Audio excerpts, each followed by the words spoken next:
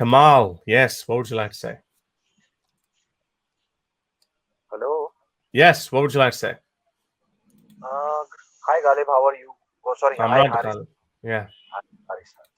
So, I want to ask you why this forced conversion happens in Sindh only, and why not other provinces of It Pakistan? happened here. It happens in Punjab as well with Christian girls. In Sindh, it happens with Hindu girls. In Punjab, it happens with Pakistan. Go to my playlist, Minorities in Pakistan. You'll see dozens of these cases in the last 2 years alone.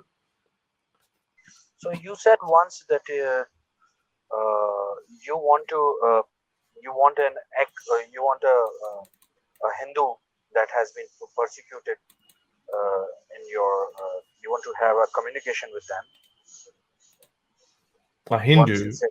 Oh, yeah, I might have said it. Yeah, like, I mean, I would like to hear people to call and share their experiences, especially from the Pakistani minority community. So what if they have migrated to India? Is that okay? Well, no, there was a case that we reported that there was a Hindu family that migrated to Pakistan, and I think 10 of them ended up dying. One of the relatives who had stayed behind in Pakistan, she accused them that her family, when they went to India, the police had killed them, or there was some sort, they were being asked to go back to Pakistan and spy on Pakistan or something like that. So these are just accusations from both sides. I don't know.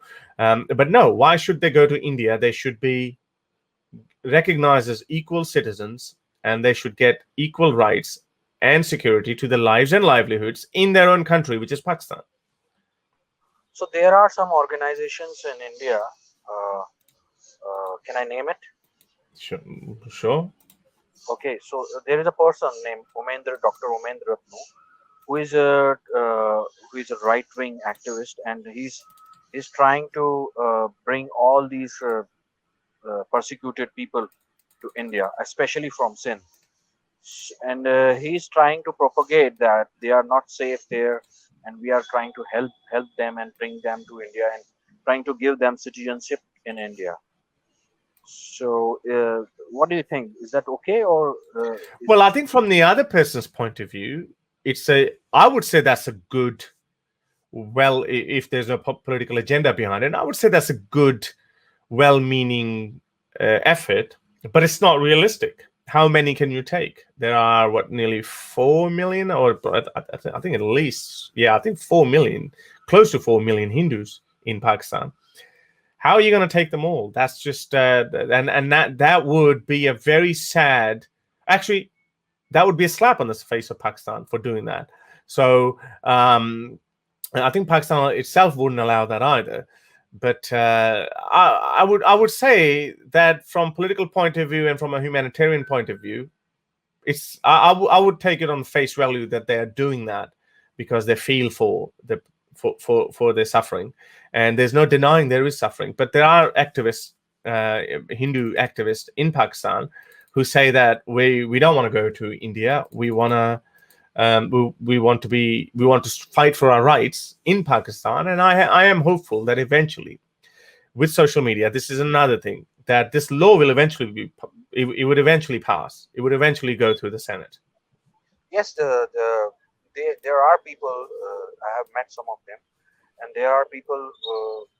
They find it very difficult to leave their native place and they sell their properties and business and whatever the stuff they do. They are very upset with the fact that they have to leave their motherland. So I have a suggestion for you.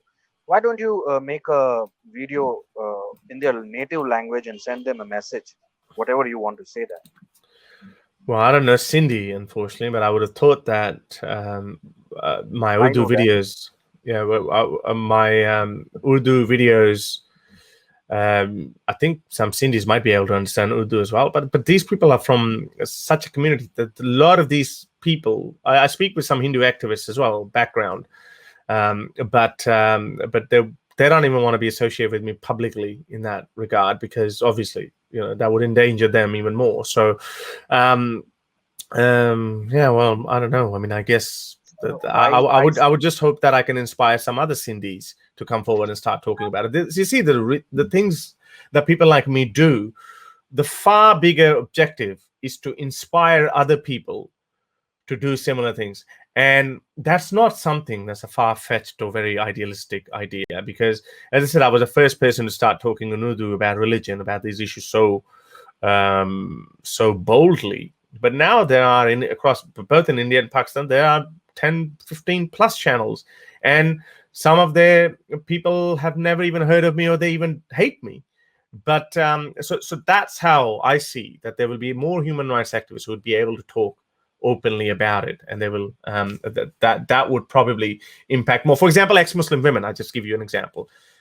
So there's some ex-Muslim women are coming out as well, and they're talking about that too, despite the fact, and now they will connect with other women, despite the fact that they might have had some sort of an inspiration from people like me, not just me, from people like me, but they are now able to communicate with their audience far better than I could do. And just like I was inspired by someone like Richard Dawkins or these new atheists. So so that's just how it works. I mean, I can't speak in Sindhi. I don't know if someone wants to put some subtitles on underneath it, then share it with them.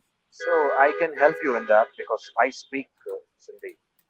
Okay, well, maybe send me an email. Send me an email and we'll go from there. Okay? Anything else you want to say? No, nothing else. Thank you. Thank you, Kamal. Thank you for coming. To help me produce more videos like these, support me on Patreon or PayPal.